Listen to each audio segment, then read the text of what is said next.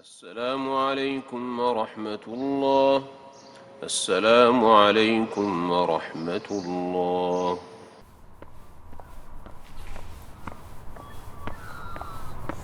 Assalamu alaikum. Welcome to the Masjid podcast episode. Don't remember anymore at all.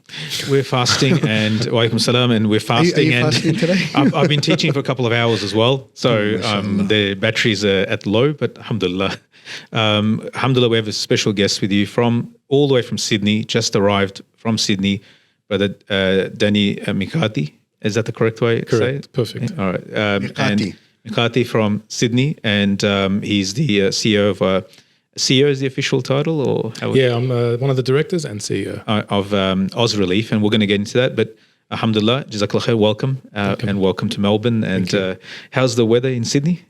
You know what's funny? Yesterday it was the same as yours.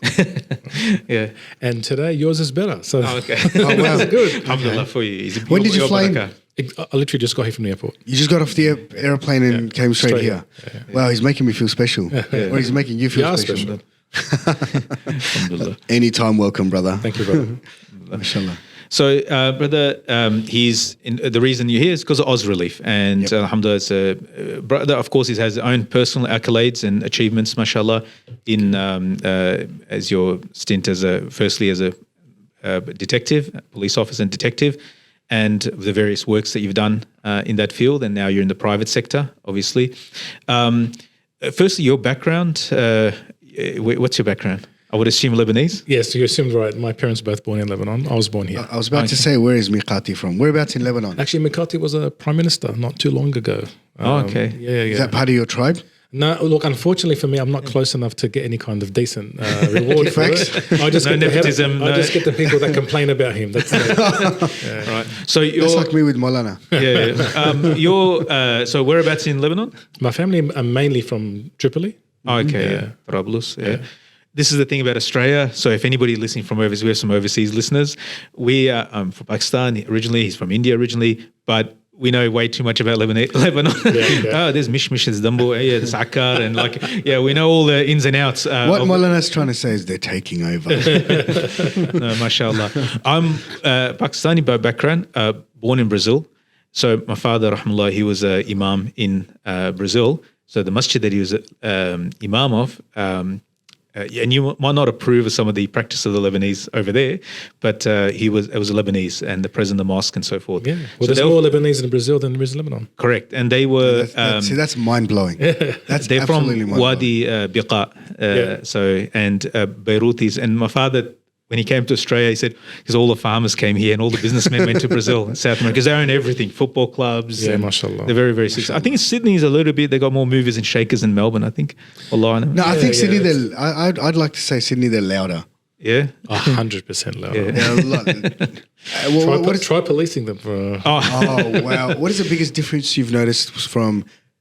Okay, let's stick with Lebanese because that way we stay out of any dangerous territory. Lebanese. Yeah. The Lebanese, thank you. What is the biggest difference? He's my spell checker and my... do you know that when you listen to a podcast correct. and the beep, you're politically correct? Yeah. Wow. Right? So what is the biggest difference you've noticed between the Lebanese diaspora in Sydney and Melbourne? Look, guaranteed, hands down, Melbourne a lot more laid back. Okay, interesting. Yeah. Sydney's like New York. Yeah. Everyone's Little New running, York. doesn't know what they're running for. But there's a lot of, because the Lebanese community is older in Sydney, they're more established. So there are some, mashallah, some very heavy hitters in Sydney that have been around for a while. Institutions now that the Lebanese have made are the main, we've probably been the main drivers for the Islamic community in terms of pioneering in the beginning, because that's where the money came and that's where the population came. But now, mashallah, the diversity has brought in, has changed everything. That's an interesting thing that you've said there. So Sydney's a lot older, so they've been here a lot longer. Yeah. What do you notice with the youth that are coming up, Lebanese youth? Well, what's something that stands out to you about them now? I suppose in Sydney, within Australia, Melbourne, Sydney, you can speak more. I think I can, because I can speak for Sydney. To be honest, I find there's a little bit more entitlement. Okay, interesting. A little bit more entitlement. I find that because their parents, mashallah, have probably had some level of success, and they've done pretty well, and there are at least a lot of prominent sort of Lebanese Australian families. Kids, I don't know if it's a generational thing across the board, but I can definitely say in terms of our kids, there's a lot more entitlement in terms of believing, I should have this. I don't understand sort of that strong traditional work ethic that used to be the case when we were getting built it, so it's a bit different, but that could be a generational thing across the board, to be honest. Yeah, one of my friends, New South Wales, I won't mention, not Sydney, but another part of New South Wales, Lebanese, and he was mentioned to me that he said, our parents, when they made money, they used to just like having in the bank account and look at it. Yeah. That was their thing. He goes, he's buying the boats and the Harleys. And, he goes, our generation, and he's like in his 40s, so mid-40s, you know him.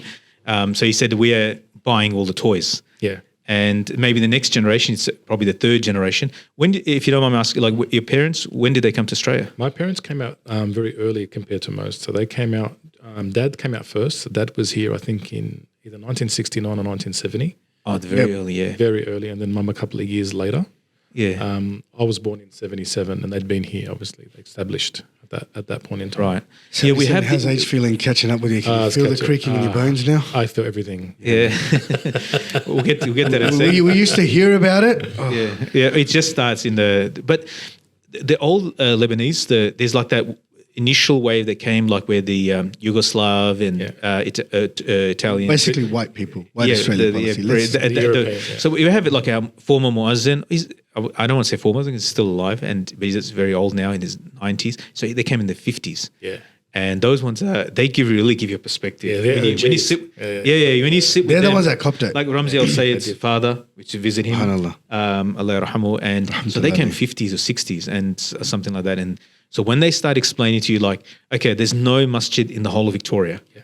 He said the idea of having a masjid in Australia, the concept of a masjid when they came, was so amazing for them. And he goes, let alone we're the only masjid where I'm imam is in the eastern suburbs in Doncaster. We're the only masjid still in the eastern suburbs. And he said, like, the idea of even having Doncaster, which when he came was all like apple orchards.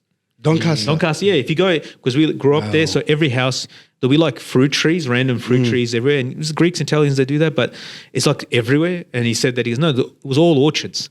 And he's got stories about, nicking fruit and whatever, but but when you sit with him and he's just describe, and we really need to sit while these people are still here, or record it for posterity, and because they really make you appreciate, like, all the things that we have. And I think that next generation, we've been discussing this a while because our sons are at that age in their 20s. And on one side, it's the entitlement. On the other flip side is there's certain things, they are very confident to practice Islam and not take anything. There's no September 11 for them. They were born before. He's 20. My son's 22. He's born after September 11. Yes. That's not a defining moment in their their Muslim history in Australia. Where I remember I was a teacher in Ilm College in 2001. The school was cancelled. Like it was such a shocking. Every event. single one of us would remember where you were. Yeah, 100%. At that point in time, where you found out about it. Oh yeah, I know exactly where. So on one side, the entitlement is maybe one symptom, but on the other side is they're also like, why would I be embarrassed that I'm a Muslim or having this Muslim identity? Like that's our generation sort of, we try to fit in. I think that's increasing more as well. I've noticed that in the last year or so, that's in 18 months, that's increased a lot more. The pride of being a Muslim and not apologizing. Yeah, I think the advent of, there's got to be some positives upon a lot of calamities, and I think the genocide in Gaza is one of those things where there's been a stronger sense of self and a stronger attachment to the Muslim identity as well, in the actually adhering to feeling what the ummah feels globally. So I've seen definitely in the generation there, I mean, protest numbers are superior to what our days would have ever been. Yeah. And good luck. Imagine telling your parents you're going to a protest. That would have been hilarious. Yeah. So in some of those things, I feel like there's definitely been, they are now the pioneers in that space. In that area. The boycotting aspect, our parents boycott nothing. In my house is my daughter. Yeah. She's the driver of why is this here? Why is that here? Why is this here? Yeah, so I feel like With me 100% on your point there, I think we can delve deeper in that they've enhanced that sort of feeling of identity where they're actually not just proud of it, they're like sort of trying to be reformers. And they're running which with is it. amazing. Yeah, and they're running with it. Yeah. Like our time, it was more, I don't know about you guys, but post September 11, it was so much apologetic almost. Yeah. Oh, no, it's like this, and then making excuses. And now they're like, no, look, we've actually done nothing wrong. In fact, it's such a positive. And the fact that Islam is so amazing, it's a badge of honor. Not that we didn't wear it as a badge of honor, but you get what I'm trying to say. Yeah. I think for me, whenever I talked about my career, I defined my career on those community milestones. September 11 is my 1 year anniversary as a cop. Wow. Exactly. I graduated, and my first shift was the Olympic torch coming to Sydney, which was September 11 in Bankstown, right in my area. Oh, okay. Right, so that they took the torch went through Bankstown on September 11, but the year before, right? Right. So then on the day it happened, it was my exact 1 year anniversary, which was when we get promoted to our first stripe, to becoming a constable. And I was at an outstation, what we call, so you got the main sort of patrol stations, and you got little satellite stations depending where you are. And I was in a small satellite station that day on night shift. And I get a message from one of my friends. And I'm like, it's like 2 a.m. Who's messaging me now? And he goes, watch Channel 7 now. Turned it on and just saw the second plane hit. And and I knew that will change everything for our community. And I knew straight away what they're going to think, who it's going to be. And, everyone did that. Oh, I hope it's not this. And Hope it's not, Yeah. And I remember because the way I work, when you work at a satellite station, you take all your gear with you back to your main station when you finish the shift, right? So I got to put my gun away and all my stuff. So I go back to the main station, and there's a whiteboard, and it's got all the people, every police officer who's in which car he's with, who's his partner, and so all the taskings on that main board. So you walk past it every day. So as I finished my night shift of September 11, I'm walking back, and I just saw a massive picture of a Lebanese cedar tree with a big cross on it. Wow. And I just went, Next to your name? Well, no. Well, I'm the only Lebanese cop in the entire station, so I wonder who that was for. Yeah. And I'm like, it begins, and I'm very junior. I've only been there for a year, and I've got 300 other cops in my station, and I knew it would now be a very different culture and a very different climate, definitely for us. Yeah, subhanAllah. Yeah. So those things are. Where were you? But these kids, like, they don't know. That's not a thing for them. No.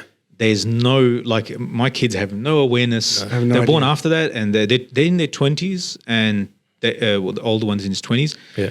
Absolutely no concept of what we went through. Are you okay? Yeah. I was working in Ilm College as a Quran Islamic Studies teacher, and then like the principal just said, "All right, everybody, the school's cancelled today." So it's like 1,000 students, whatever. Because everybody's home, teachers home. Like that's to process all this. I was fast asleep. Yeah. I got woken up. There's something going on. America's being attacked on the TV, and I'm like, I'm like, you don't know what you're talking about. America's not going to get attacked. Just go to sleep. I'm just like, go to work. Just let me sleep. And then I remember stumbling up. Right, long night. Hadn't slept much. Go out, turn the TV on. I was like, what? Everything's changed. Yeah. But the thing is, it was shocking. It was a shocking event, but what it meant. What is coming after this? I think the shockingness of it, it's plastered all over the TV screens because there's a lot of more shocking events that have happened previously, as we know now. Yeah, but I think the scale of it and the things that's happened. Yeah, I think it was a turning point. It is a turning point for the West. Yeah. And anyway, we're not here to talk about that. Yeah. But we are here to talk about. we did digress, but that's good. It's important because that helps us get an understanding of you. Because one of the things I wanted to understand was, okay, so you're a policeman. Like you just said, through September 11, right? And then all of these other things. How does someone come into Ausrelief? Or even before that, how did Ausrelief come into being? That's a good Tell us about that first, and then we'll talk about your journey into it. So Ausrelief started about 11 years ago, and it was started by my co-directors, Wally Ayed and Tom Zreika. So one's a mortgage broker, one's a lawyer. Was it a tax great exemption write-off? Great Why idea. they started it? What had happened with them both was, so they're actually brother-in-laws. Okay, so they've married sisters. And what's funny is I knew them both. We were at uni together, but doing different courses and at different times. They're both older than me. I like to reinforce that. They're both older than me. And so I knew of them, subhanAllah. And do you remember Ahmed Didat? Yeah. Cool. So Walid Ayad and myself were both part of his bodyguard entourage. Right. When he Interesting. came to Sydney. Okay. Yeah. And Wally actually followed him all the way around the country. How was that? It was amazing. It was the best thing I've ever been a part of, subhanAllah. Yeah, It mashallah. was very important to my spiritual journey at the time, subhanAllah. So Ausrelief started 11 years ago. What happened was Tom and Wally had been asked by another person who'd founded a charity to join them. And so they went overseas with him and were looking around at the infrastructure. And they were going, okay, we're going to go full ball. We're going to support this charity with our finances and with our time and everything. And it's subhanAllah, because they're both quite astute gentlemen, they did some due diligence and didn't like what they saw. Okay. And there looked to be a bit of misappropriation with some funds and different things. And, as you know, the charities are heavy amini. Yeah. When they came back, they were so disgruntled. And From that one trip. From that, yeah, because they were Good on them. in the lead up, they'd been supporting this charity, and then the board said, "No, come over." I don't think the guy expected them to be as digging as they would. Yep. That's how they are. Alhamdulillah. Alhamdulillah. And then they met me, who's much worse. And Detective, and then so they said, we can't have this. If we want to do something, let's do something ourselves. So they decided they would take the experiences and create a charity that could be completely transparent and have the integrity, inshallah, to go against things like this that were happening. And then, small sort of things. They started off in Cambodia, which is the origins, and now it's our biggest base is Cambodia, where people don't know there's over 2 million Muslims there. In Cambodia? Yeah, there's more than Australia. They're below the poverty line. They were almost decimated in a genocide due to Pol Pot back in the day. So there's a lot of terrible history that Muslims here don't know about. It's really sad that we don't learn that history. Yeah. Post. I've mentioned, sorry to cut you off, but I mentioned this many times that because of colonialism, Muslims sort of withdrew to the center. The Muslims that suffered the most are the one at the periphery, especially at the hand of communists. Yeah. So whether it be in Asia, whether it be in Russia, Soviet Union, China. whether it be in Yugoslavia, those Muslims were left at the edges. Yeah. And they were, and if you look at it everywhere, because my missus, she's from Dagestan, is Russia. So if you hear about some of the things, you read about the history of those places of what happened during the Soviet Union, like 3 generations grew up in. That's the longest, They grew up in communism and suffered at the hands as well. And their identity was almost wiped out. They almost lost Islam, you know, and they're sort of recovering. It's exactly what happened in Cambodia. Yeah. It's exactly what happened. So it got to the point where, subhanAllah, there were some delegates from Al-Azhar, from Egypt, traveling through Southeast Asia, and they stopped in Cambodia. SubhanAllah, it was just meant to be. And it was Ramadan time. And they were looking for somewhere to pray. And then there's a lot of masjids in Cambodia. Is that right? Yeah, especially in the rural areas. Oh, that's gonna have to go. That's gonna have to go on my next list. I'll take you. You come with me. I'm ready. So we went. We Inshallah. So they went there and they're watching these people pray. And they're like, "What are they doing? They're facing the wrong way. The rakat are wrong." Wow. And so the men were like taken aback and they grabbed one of the imams. Like, "What are you doing?" And he goes, "We don't know. All our ulama were killed. All the mashaykh were assassinated. They were targeted." To the point where Pol Pot made a directive, anyone who had glasses, they would kill, in case that means he reads a lot. So we lost 1 million of their population, just the Islamic side of the. So you lost half their population at the time, like it would have been worth more at the time. So subhanAllah, it became one of those forgotten Muslim communities. Yep. And there's actually a group called the Cham, and their name comes from the Sham. Wow. So, and you see a different. I've got every hair on my body standing up actually right now. look different. The Cham Cambodians look different to the non-Cham. Subhanallah. So, because there were traders, coming through the Muslim traders came through Southeast Asia. Yeah. So, it became. There's an empire there. Yeah, Muslim empire. Absolutely. We did a podcast on that. Yeah, it's amazing history. So the boys basically used Cambodia as their headquarters to start running programs there, food relief and poverty relief. I met them. I met them to tell them off. Right, so I was standard, Danny. I saw a Facebook post. I like you already. Yeah. I saw a Facebook post about rehabilitation. Of course you do. Right, and I was like, Tom had put up there. Tom's Rego, Ausrelief doing rehabilitation, and then I got so angry because I had been campaigning for Muslim drug addiction rehabilitation for years, and I had no support. I was doing it on my own. seeing what I saw as a police officer with our community Yeah. and the drugs that was, and I'm talking, this is now early 2000s, right? Yeah. It was a massive, massive epidemic. And so bit by bit, just like-minded brothers in the community and sisters, we were helping people in this space. But we didn't have the infrastructure or the buying power because we weren't an org. It was just individuals getting together to do what they can. Yeah. And alhamdulillah, I had more reach because of my career, right? Yep. So do you have PCYCs here? I don't know if you have that. So police youth clubs. I don't know if they have that in Victoria, but it's a real base. It's one of the largest youth clubs in the state.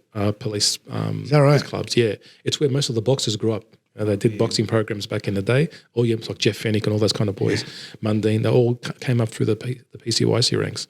So I was the president of the Bankstown PCYC, and so we did a lot of programs for youth in that space. And my area is mainly Muslim, So I basically went, now you guys want to post about rehabilitation. I've been waiting and asking for help. And he goes, what are you talking about? He goes, we're talking about medical rehabilitation. I went, my bad. And he goes, no, come here and talk to me about this the drug rehab. And he goes, come and join us and do it here. You lead that. He goes, we don't know stuff about that. You know that, you've got the people. We have the infrastructure. Just do it. The community needs it. Inshallah. And subhanAllah, that's what got me into Ausrelief. I go, okay, I know local. I'm being grassroots and done community work most of my life. That's my place. I don't know about international. That's you guys. So let me put the Oz in Ausrelief. So that became my thing. My directorship was purely the Australian portfolio. So I just ran drug addiction stuff mainly, and local sort of assistance to communities that are doing it tough in Australia. So our local community stuff. And subhanAllah, as the years went on, I started to step in more into the international to help out because we started to grow, mashallah. And we grew to then a strong focus in Lebanon, much bigger in Cambodia, alhamdulillah. And we started about... Yeah. Have you lost me? Yeah, that's the camera. I really apologize for That's that. okay, don't What's going worry. on with these cameras? Been there, bro. All right. So Maulana's, sorry about the interruption, but Maulana stuffed up one of the cameras. So, So you'll we're be just gonna have able to Danny hear us, online. and I'll fill around with it in a minute, inshallah. So continue, please. You're explaining about Cambodia. Yeah, so we basically ended up, I focused on Australia and the boys focused on overseas until as we grew, alhamdulillah, we went to different countries such as Lebanon. And then about 9 years ago, we started in Gaza. 9 years ago. 9 years ago, yeah. Tell us about that. Yeah, so we basically, How do you get access? yeah, good question. And That's the million-dollar I'm question. wary of how we get broadcast. Okay, But, in that case, but in only terms, tell us what you need to tell us. So That's it. in terms of, because the community needs to understand on what happens. Gaza is a situation where if you have been there for years, you know the terrain. You know that it's a revolving door that opens and closes at different times, and you understand the politics shift from time to time. You cannot have one program for Gaza. You need to have 5. So you need to have multiple contingency plans, working with multiple groups to make sure that if one gate closes, the other ones that are open keep going through. You always fund in advance, and you always plan well in advance. And every time there's supplies coming in, you make sure you facilitate that. The issue happens, and because it has been very bad before, obviously, but in this latest, since October 7, for example, what they did here was completely seal it. Now, even when you completely seal it, there are still avenues of logistics that can work, but it's at a much, much reduced rate. And because your people are inside, they know how to be very resourceful with what's there. What was happening this time that was unprecedented was they were destroying the storage. That's what. So they destroyed storage as well. They destroyed storage. Food, medicine, everything. Yeah, that's what hurt us. What hurt us and hurt all the, I'll say, genuine charities that have been there was they were hitting our storehouses. So when you start doing that, it becomes a massive problem, right? Yeah. It's not about, we're not always worried about the trucks coming in. Okay. We've got Because these, you've we've got banked the- up some resources. Yeah, Yeah, because you know what life is like there. You can't bank on that they're going to be lovely to you and peacetime. There's no peace. yeah. So it's all trade. It's all commercial as well. So, and they're trading too. Everyone is trading with everyone. It's just inflation and different sort of things that are coming into play. And you've got avenues through Jordan, avenues through Egypt, and avenues through different countries. And even across the Israeli border, there's avenues to bring things in. They just decide what they let in and what they don't let in. They've always been that way. But now when particularly when Rafah Gate got bombed and destroyed.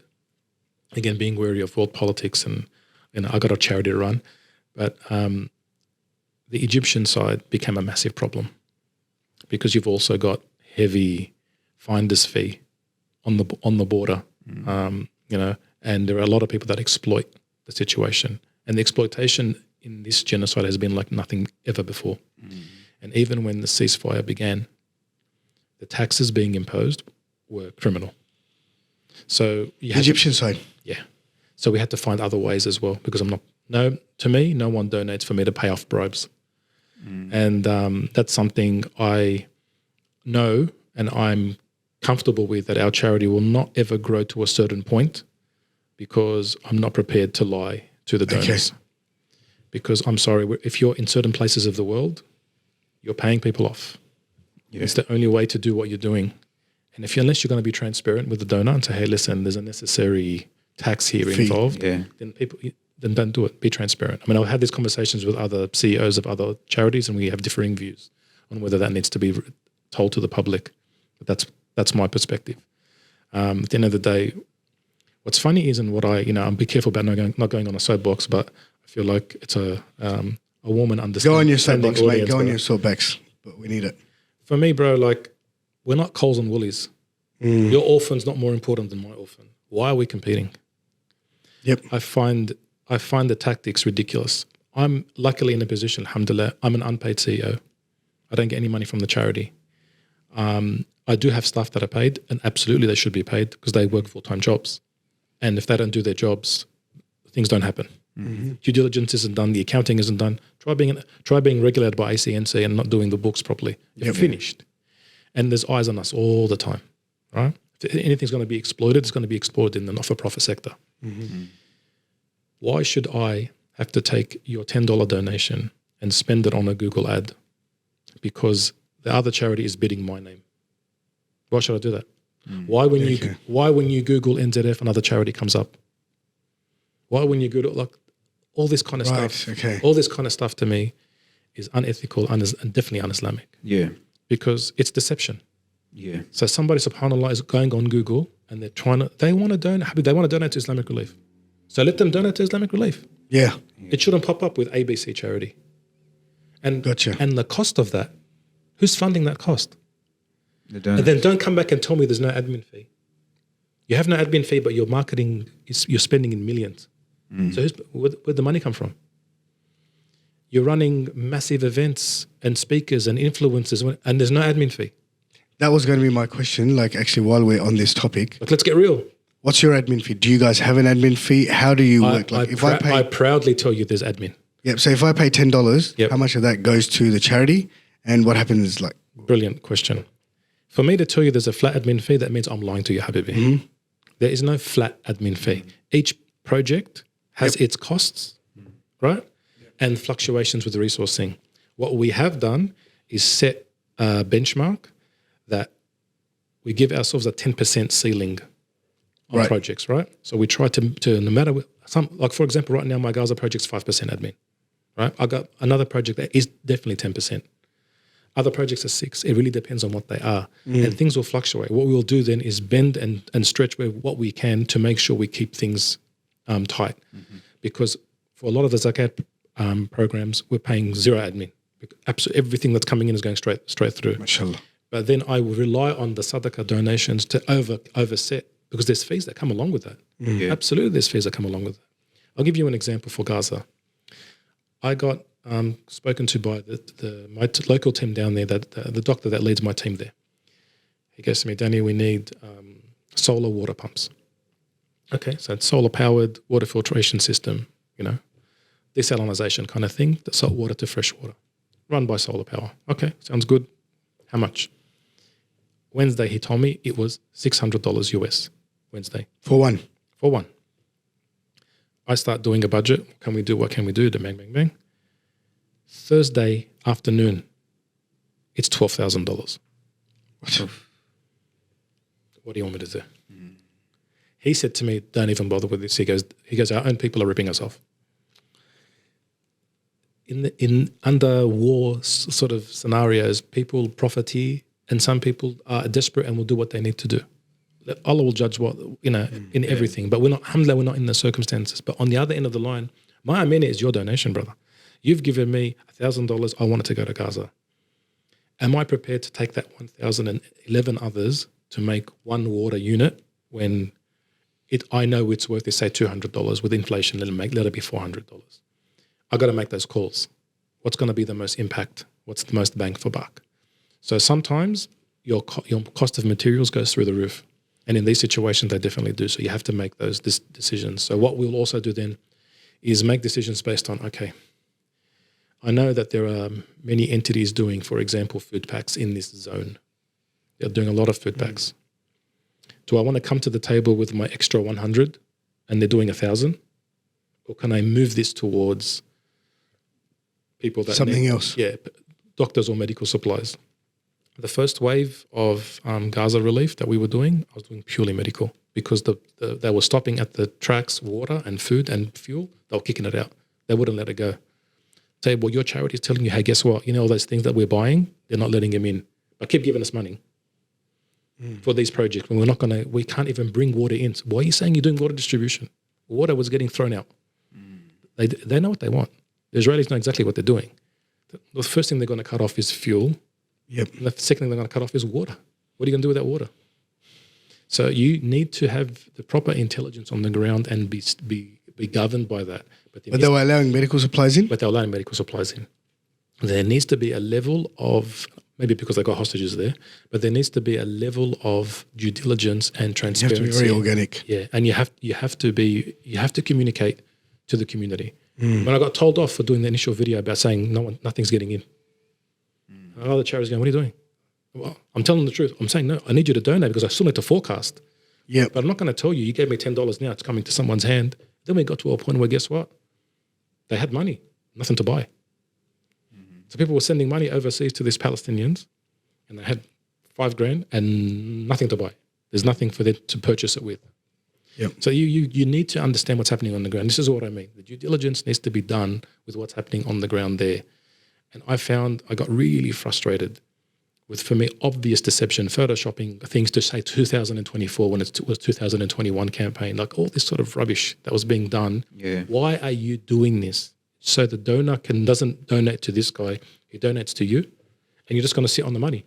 Then, brother, all you do is look at their records and ask me why the savings are going up every year. So, Zakat, there's no project. There's no projects There's no no projects planned in advance where the charity is going into. That's why they're saving. Yeah, because it's not been forecast or there's nothing been planned in advance. No, it's I'm coming in and hopefully, I'm campaigning to bring as much as I can in on whatever I know is a touch point, and then I will use. And again, my other massive bugbear is what I call poverty porn. Stop showing them like that. Yeah. Brother, there's dignity. This shock advertising charities, there's actually studies done. It doesn't actually work. There was once one charity, I won't mention the name. They said, "I'll distribute pamphlets for for his charity," and it was a picture of a lady and hijab was off, and firstly, she'd probably be ashamed later on. That she's been shown like that and she's screaming and it's something tragic and whatever. And she probably later felt ashamed of that. And then you're putting it out in public to, yes, you want to get the sympathy of people, but shock advertising, after a while, it stops being effective. And people don't care. They desensitize. Yeah. So I said, I will not distribute this. I refuse. I said, this is not make something else. But I'm not, and you're right. Like, may Allah reward you guys for having that stance, because that's one of the best things I've heard in a long time. Because at the moment, especially from England, on social media, and rightly so, there's a lot of scrutiny of a lot of charities from a lot of influencers. Yeah. On one side, you have influencers that are being paid to promote and we've been paid a lot by Ausrelief. Have you? Have we? I'm going to check this guy's pockets on the way. Inshallah never. Did you see any of that? But these influencers are being paid and they're making money off. I have to say, Sheikh Khalid was joking. Let's put that disclaimer out there right now. That was a joke. And so they got these influencers being paid, but then there's other influence that are now grilling. They're holding their feet to the fire. Good. And I said, well, if you're not doing anything wrong, you got nothing to worry about. So brothers will come in the comments, sisters will come in the comment, brother, you should have good thoughts. If this is about money, and this is not just money, it's Muslims. It's an amount of hard-earned money of people. Like it's been taken like in not where that person even will want it to go. Yeah. If they they gave the money and they said, I excuse like 50%, as long as 50% of it gets to the person. No, they want 100% of their money used properly. That's their, people are dropping in Masjid donation boxes, small amounts of money from, a little bit charity here and there. They're working and then they're giving little bits here and there what they can. Which to them is a lot. Yeah, and $10 might not be much to me and you. It's like $20, but for some other, a pensioner or somebody else, it's something, and they have value for that, and they're giving it. It's relative, right? We don't know what they have that they're giving from. Yeah. I've seen brothers who don't have much and they give charity. They give the most. Yeah, it's very true. They're always over proportionate. Always. That's true. So Allah reward you guys for having that stance, because that's a beautiful thing to hear, especially from a charity, that's the approach being taken at Ausrelief, or yourself and Ausrelief. No, but okay, I'm gonna play devil's advocate here. Go for it. That's you telling us that. Yep. What if somebody's listening? Yep. And they want to donate? Like, yeah, it's well and good we've heard on the podcast, Sheikh Khalid got his kickback, right? Right, I haven't, right? But how do we know what you're telling is real? So at the what can we do to check? The best thing to ask questions. I mean, call the staff, ask questions, and at the end of the day, the only thing you can see is whatever videos are being put out. For example, the videos are putting through. What has been good for us in Lebanon, especially, everybody knows someone. Go ask them. Yeah, okay. Go ask them about our charity. And that's the one thing I'm not afraid of whatsoever. I love that. I pride that. I'll show you recordings. And for me, it's that this is why I did it. Look, to an extent, I know we don't have the buying power of the other larger charities. We don't have the buying power. I will never flood your fundraisers, take over the reception centers and run massive extravagant fundraisers. I don't have the buying power to do that. If I have $1 million in my account, I have to use that for maximum barakah effect, right? Yep.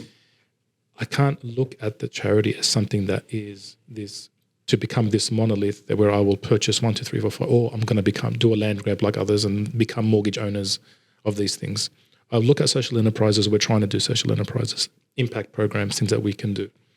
But for me to leapfrog you, then I'm not prepared to make sacrifices such as I go to a masjid and say, okay, we're going to be your exclusive partner. Whatever you raise, I'll match, for example. The net effect for the charity is zero. I've paid 10 grand, you gave me 10 grand, I collected 10 grand from your thing. But you know what it does? It means no other charity can come in. That's what's happening. So this is quite an interesting topic we're digressing to. So there's competition between charities, almost like Nike and Adidas. Yep. Yeah. And I won't play those games. So for me, it's like, okay, you can put all billboards and blah, get in first, pay this, I'll go pay for whatever, I'll go to the shopping centers and do marketing, do what you need to do. I'm not going to bid for your influencer. I'm not interested. So what do you guys do for marketing? We know about you because I know about you because of Sheikh Khalid. Sam called me. Yeah, there you go. From our BDM, alhamdulillah. Okay. Yeah. Right. So I have staff that have roles in marketing. I have staff that have roles in sales. They earn a wage and they do their job. And at the end of the day, we have decided, especially in the last 2 years, not to do Google ads. We've decided we're not going to spend significant money on SEO because at the end of the day, I'm not prepared to pay $10 a click so that when you look up Muslim Aid, it comes to Ausrelief. I'm not going to do it. Let them do it. Yeah, okay. Right, so that saves me a couple of $100 grand. Let me tell you that. So you're saying you don't take a wage? I don't take a wage. Yes. Are you working full time for Ausrelief? I couldn't know. Alhamdulillah, I have my own business. Mm-hmm. I have my own business, and so do the other two directors. So we've always, alhamdulillah, had the ability What's to your business? Give it a plug. Thank you. I own a company called Precision Integrity Services. We're investigators. We're all former police detectives. We do corporate and legal investigations. Yeah. That sounds really interesting. Yeah. That's a podcast. That's another podcast on its own, but that's a different. And we also do work health and safety. We have a precision safety. Alhamdulillah. Alhamdulillah. We've been around. Not much investigating going on. There's all kinds of investigations happening. Got a couple in Melbourne, which is cool. But yeah. Oh yeah. Yeah. Okay. Interesting. Yeah. I'd suck undercover with the size of my beard, mate. So I'm not even going to try and go there. Okay, so you've got that, and then you are a CEO for Ausrelief. Yes. How much of your time is given to that in a week? Ramadan, probably 70%. Okay. Out of Ramadan? 60. How do you have time for family? Great Do you have question. time for family? Great question. Alhamdulillah, I have a very supportive wife who helps a lot with the kids so I can do what I do. Mm-hmm.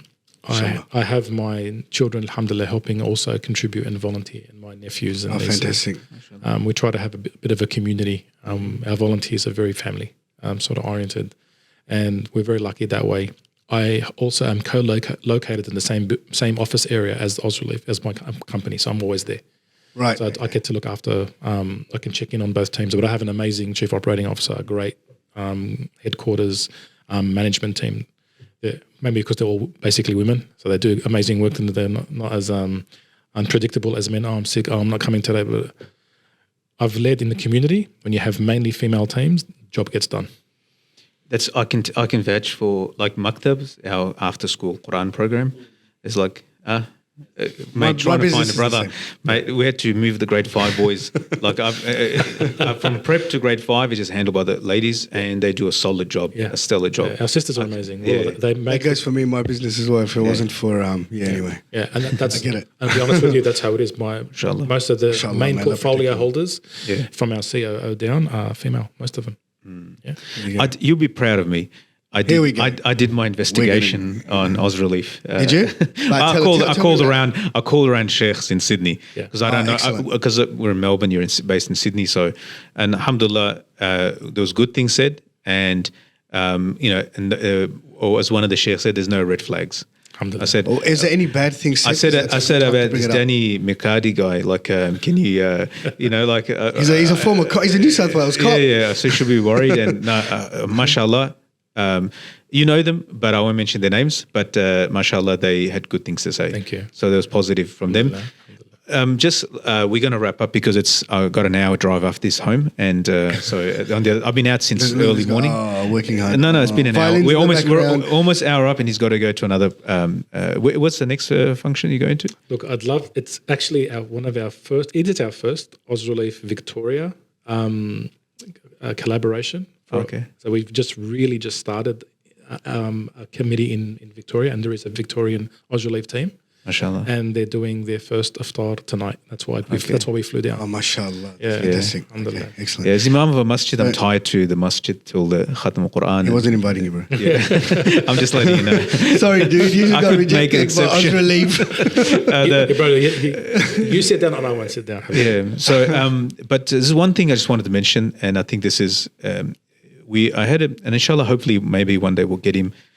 I had a personal meeting with him. Not personal, it was in the Masjid office, and is Abu Munir, Ismail Davids from a National Zakat Foundation. Great man. They do amazing work. And we went through the, especially for me, because their name, Zakat Foundation, National Zakat Foundation, and focusing on the local needs in Australia. Yes. And this is something from the member for 10 years, I've repeated this, that if I open our fiqh books, our jurisprudence books, it very explicitly says that the zakat should be prioritized in your local community. Yes. And so therefore, yes, the need is more intense overseas, as we can see in Gaza and other places. So I said, how do you do this? And I said, to say that there's no one deserves zakat, is a deserving recipient in Australia is not true. No. We have people whose businesses fail, people sleeping in cars, there's Muslims that are becoming homeless. Mothers with their kids sleeping in cars. Yeah, so these are the things that do go on, and if we we cannot turn a blind eye and send all our money. So I said, all right, divide your money. Yes, the classic books mention this. We have to attend to the intensity of needs that are overseas, but also not ignore our local, what's on our doorstep. And in the old days, it was more clear cut that if you're sending money, and the ulama have written this in the books. When I was reading that the zakat is being sent to, if there's poor people in the area and you're making arrangements, in the old days it wasn't an electronic transfer. You'll have to make an arrangement with someone to carry it, and it'll be the local poor will find out, and they're the ones in need, and they're right on your doorstep. It'll break their heart. So here, of course, that is not there because we don't do it so publicly, or even you're not giving the goods to the person. The world is a little bit different. Like one of the uncles from Doncaster, he was mentioning in Pakistan, he said because of farmers. So he said in zakat for farming is 1/10 of the crop. If it is irrigated by the people, it's 1/20th if it's by rainwater. So he said that when the ushur, it's called ushur, it means 1/10. It's that 1/10, 10% zakat, not 2.5% for crops. That's irrigated. So he said that the poor would come, because we had the piles of the fruits and whatnot, the grain ready. So they would come and they would take their zakat share. It was a bit more obvious. You couldn't hide. Similarly, also sending money overseas was a bit obvious and people would know about it. He said, here it's a little bit hidden. So the poor people don't know who's sending where and so forth. But there are genuine people that are deserving. And for them to create that service and expand it in the masjid, I think many masjids have within themselves that they have done it as well. But to formalize into a system, the only thing was I brought up with him, I said, look, you got to, with the zakat thing is much more serious than and one thing I was happy to hear is they make that the person the owner of the money, because that's a requirement of zakat, is to hand the money into the hand of the poor. Sometimes we don't want to let go. We want to micromanage the zakat money. How they spend I'm going to pay your medical bills. I'm going to provide this service for you, that service for you. Like we're still managing because it's ours. And we're not letting go of it. No, zakat means to purify your heart, you have to let go of that wealth. You have to give it, and then the attachment will be removed. So I think it's very important, like with zakat especially, and I brought that to attention, that the most strictest definition, I know you can combine from different mazhabs and schools and get a leeway, but I said what it will do is it bring question marks in the mind of many young ulama, especially, who will criticize you in private circles. You will not know about it, but they'll be diverting people away from National Zakat Foundation. So I said, why not follow a more stricter, let's say you choose one of the values, you don't have to take the most strictest of all four, pick one of the schools. None of the ulama of the other three schools will ever criticize that this is the wrong way to do zakat, right? Because it's a valid view. And the 8 people categories that I mentioned, strictly don't stretch the definitions too much. For other projects and so forth, sadaqah is open-ended. You can do it so many different ways. So just for me, the zakat thing it's very, very important because it's a fard act and there's specific people mentioned in the masjid. So it's very important that is done consult. Do you have that with yours? Yeah, so what we've done with zakat historically has been mainly in alignment with the mufti. So talking to the office of the mufti, and Mufti of Australia, or you have your own mufti? The Mufti of Australia, of Australia, Dr. Ibrahim, and prior to him, because of where we sit. What I have done since then is, if people have specific, but again, you come to me and you have this is what you follow and this is your school of thought, I'm going to honor that, right? So people come to me and say, I want it spent this way, and this is what, then that's fine. I will honor what you want me to do, how you want that managed. Okay. What I will do, what I need you to see me as your wealth fund manager. Okay? I'm the person that's there because with all due respect, donors don't dictate where the money goes. Donors don't dictate what the needs are of the poor. That's why I have local teams to tell me. My Cambodian team leader, he's the one that tells me what his community needs. He's the one that tells me which masjid is right now on the brink of disaster because of 1, 2, 3. I don't know this. I can't say, you know what, I'm going to give him this something. I'll give you one small example. We offer medical sort of tours. What I mean by tours is they go do medical missions for free. So we take Muslim doctors from here overseas, and they've done it. And we've done that for many years. Only in COVID did we stop for a little while. Inshallah. And one of the doctors, Allah yarhamah, just passed away now. She was amazing, but when you're working with this community, you get very inspired and you want to do more and do more. And she looked at their diet and she's like, we're going to give this grade rice from now on because of their high diabetes incidence in Cambodia. So we want to overcome that by and she brought in all these new organic foods that she wanted to sort of bring in for them. Nobody ate it. Nobody touched it. Imagine free food, they don't want it. It's also a little bit offensive. Yeah. And for me, it taught us a lot. And we found out about it after the fact because the doctor wanted to do her own little thing. Because, it's one of those things where you hidden sort of charity so that you can, subhanAllah. And look, she did 95 amazing things, and that one thing was a bit off the mark with good intention. You need the beneficiary to be the person who is the author of what they bring. Because what I don't want people coming in and picking up food from me. I want the father to go home with that box himself. Okay. I want the father to be a provider back to his home, and this is what he's brought. Other than, this is us, this is us, this is us. It's a really interesting take on things. Empowerment. Absolutely. Empowerment. And this is even zakat, by making the requirement of zakat is to make that person the owner of the money. Yes. Then they want to spend on medicine, they want to buy lollies for their kids, they want to buy a meal today, maybe they want to buy something extra for their family. You've empowered him automatically, he's got purchasing power, now he's actually able to, and then he's got that financial freedom that you've given him. You're not just giving him paid a bill or a debt, you've actually given him financial freedom. Well, Abu Munir, I have a lot of respect for, we're good friends. And I was very happy with Abu Munir that when he explained that he has, this is in private conversation, but he explained that, and I said, oh, alhamdulillah, that made me happy. So you need to elaborate a bit more on that because you talked about it, but when you were talking about it, it made it sound like NZF is like no. Right I said that part of it, I was happy 80% with NZF. I'm not happy with anything. I'm not happy with myself. All right, so I'm happy with. I can vouch for that. It sounds very Lebanese when you say that. But I was 80% happy with NZF for me personally, and I said there's some areas. How many percentage are you happy with? But on that aspect, I was very happy to know we make them the owners of money. We give them, put in money in their hand. Once we've vetted them. Yeah, and he does. Yeah, that made me happy. We work closely with them. I've worked with them in a capacity, in something that I've done in the past, and I can vouch for that. Yeah. It's literally, this is your cash, do what you want. When the refugee influx from Gaza came to Australia, we had a program called Gaza to Home. So we had Gazans coming in. And so we raised fundraisers, and several other charities were doing this too. Some charities don't do anything in Australia, but we are one of those, again, Ausrelief, so we definitely do a lot of things in Australia. Yeah. I'm telling you right now, it was basically NZF and maybe one other in the entire group that I can work with because they have the right values in that space. NZF is fantastic. I can't talk high enough about them. And what we did was, exactly what you said, Chef. They gave a little, like an allowance, money, and then what we did is we brought school supplies. We covered health. We covered legals. We used our networks and our charity to look after. Let's look after the things that you can't do, and that's really, I think, the best way for charities to work together. Everyone's got a skill set. Yeah. So we have a really good pool of lawyers and doctors in our group, and we gave free medical until the government finally allowed them to have some kind of access on their visa to medical. Before that, it was just it was Muslim doctors working for free. Wow. Yeah.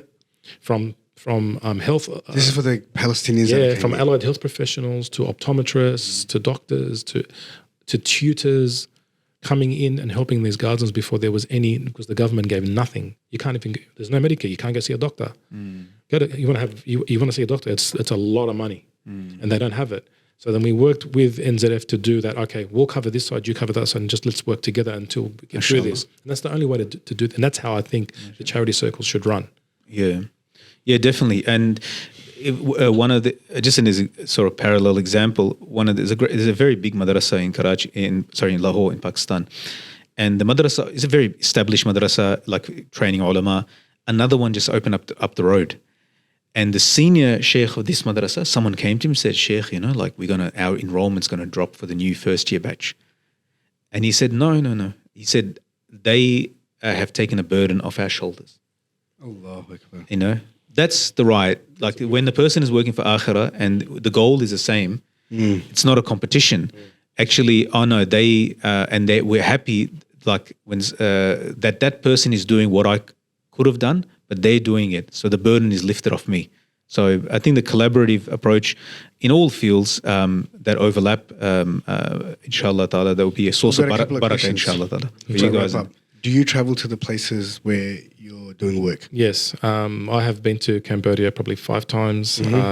I have been to Turkey for our Syrian refugees 3 times, and also have a program in Turkey for youth and orphans there Who as pays well. for those flights? We do. Okay. Yeah. And I also have been to Djibouti for Yemen. Okay. Yeah. Inshallah. Now, also, In the Syrian situation, because you have team people on the ground, is that changing rapidly now because of the change in the political situation in the country? Our issue, obviously, with Australia, there's issues with the Foreign Incursions Act and sort of things where you cannot travel and cannot pay directly into Syria. Oh, okay, so So it then was it- in the refugees in Turkey. Aussies can't travel to Syria. No. So there needs to didn't know be, so there needs to be, and again, bearing in mind, there needs to be sort of strict things adhered to. At the moment, there's a strong focus lobbying government amongst the humanitarian aid groups, like let us in. So they're kind of doing this at the moment, letting us in, but without it, but still technically against the law. So you got to be Why careful. is that? Just because this whole going to fight for ISIS? it goes back to it goes back to when the Syrian issue first started. Then it became people going there to be fighters. Yeah, okay. Right? So that law hasn't been repealed yet; it still exists. And that's the problem. That's the problem. Yeah. Yeah, So is someone working on that? absolutely. There's a few. Okay, excellent. You're working on that. I think we call it a. We will call it a day. One last thing. If trucks aren't being allowed in right now to Gaza, Yes. what's happening with all that food and all that stuff sitting in those trucks? Yeah. So anything that's a perishable, if it's not being taken locally to be put in fridges and to be done with things, then it will perish. That's what happens. Which is why you got to be smart with how you plan. Relief stuff should be more long term. Should be infrastructure stuff. Should be medical stuff. Should be stuff that they need to bring in, and raw materials. Coming in with fruit and whatever is not gonna do much. You also a huge thing I want to leave with. You need to upskill and empower the local economy. So don't send containers of clothes, containers of blah, and containers of blah. I've never done a container. I'll never do a container. This is why. Why would I send containers to and destroy the local shopkeepers? Right. I'd rather buy your product Yep. and his product and his product. And sell it local and give it. At least it's stuff that you like, stuff that you make, right? You know, in Cox's Bazar, during the initial issue with the refugees that were getting slaughtered and coming and running to Bangladesh for safety, they brought, all they could see on the beaches was opened boxes of jeans. Who have you seen wear jeans? Like, what are you doing? Yeah. And bicycles was the other one. Someone sent a container of bicycles for the kids. Have you tried to ride bikes on the sand? Like there's no foresight. So there needs to be also that understanding. If the beneficiary is telling you, they'll never tell you, hey, bring me jeans. Yeah. They'll tell you, sorry. They'll tell you what they use. wrong, You get what I'm saying? So that's the other side of it. It needs to be led by the beneficiary. So you need to have your people, either if they're not on the ground, don't lie that they are, at least be in contact with organizations there that can give you the intel. Don't dictate what they want because it looks good on a website. So for all those people that do want to donate to a charity rather than thinking like you said, I've got a bicycle business. Let me send a container of bicycles. Because sometimes a lot of people that are sending their charity or sending what they want to send, it may be because they have access to that thing. Yeah. So you've got a bike shop. Fantastic. It might be in a certain location, might be work. But that's why I'm saying speak to the charity. Yeah. Like such as Ausrelief. Yeah. On the ground. And on the ground, I'm happy with our conversation today. Thank you. Because sometimes I play the devil's advocate a lot. One last thing from me. we I go. just wanted to Mr. ask Grumpy. you, just get your feedback on this as a detective. We'll wrap up, inshallah. My father, when he was imam in Brazil, someone put a letter in his office and said that, we don't want you getting up and doing Jummah. It was a threat. Yeah. So Abu Muhammad, the president of the mosque, from Wadi Biqa, so he told all his family members to bring their guns to Jummah. And then it's Brazil, it's not Australia. Yeah. And they brought their guns, and Abu Muhammad stood up and he said, Sheikh Saeed, my father, he said, he will get up and say, Bismillah, Alhamdulillah, wa salatu wa salam ala Rasulullah, ittaqullah, like the bare minute khutbah, and he will get down. And he will not do anything else. We don't want Sheikh from Azhar, we don't want Sheikh from Medina, we don't want Sheikh Saeed. He's our Sheikh. If you're a man, you put your name on the letter. And I dare you to stop us. So there's all the family there with the guns in Jummah. Yeah. So what do you think, detective? What's detective got to do with that? What's he going to say? Oh, good job. This type of activity is I think the crime rates in Brazil must speak for themselves. yeah, it's Brazil, exactly. And then my father said to me, there is no Abu Muhammad for you in Australia. Yeah. So that is very true. yeah, so, but anyway. Fi Allah subhanahu wa ta'ala. Yeah, Jazakallah khair. No, Jazakallah khair. It was Such a a random pleasure. Allah question. accept your efforts, and yeah, it was a pleasure to learn so much. And inshallah, maybe we can contribute some time, inshallah, and do some service with you guys, inshallah. But would be really that'll be something very pleasing, inshallah. Especially Cambodia, just sort of not out of the curiosity, but just No, it's to help. It's to genuinely go there. This guy's a general, mashallah. He will work. And then just come back and spread the word. Let's do it. Yeah, It's that simple. No, It's not about anything else. I feel envious of brothers and sisters that like yourselves who 100%. give so much I time agree. and do this type May of work. Allah increase the blessings for you guys. Yeah, khidmah is not like in my. I do khidmah. It's not. This guy likes to sit and eat, man. Relax. I do my work. We go way back, Daddy. So I can tell. I love it. Yeah. Anyway, Allah accept and inshallah Jazakallah take it from khair. strength to strength and make it an example and a model for all the other charities. And inshallah, we learn from you, inshallah, and benefit as well. Inshallah, and Australians benefit from it. one last thing. Turn the camera, guys. Whoever's listening, please. Last 10 days of Ramadan. This is the time to donate. Do whatever you need to do. Ausrelief's right here. You've heard about it. There's a couple other charities as well. Feel free to call us offline if those that want to know. Tell everyone. Tell your people. Tell your friends. I'm getting phone calls for Zakat. I'm getting phone calls for Sadaqah. Right here. Word of mouth works best. I want to just finish off one social geographer that I met. She said change happens not on a global scale and not with laws and stuff like that. Change happens with one individual speaking to another individual. And we can see that's happened with the genocide right now. It's literally one individual going, no, this is wrong. Same thing. Change will happen with one person's donation, talking to another person saying, I'll put money here, you do the same. Before you know it, 100 sent into 1 million. Jazakallah khair. Thank you for watching. Please, Jummah was yesterday. Donate. Jazakallah khair. Jazakallah khair. Yeah. You never let me stand on your mimbar in your Assalamu mosque, alaikum. mate. Excellent. Assalamu alaikum. I love it.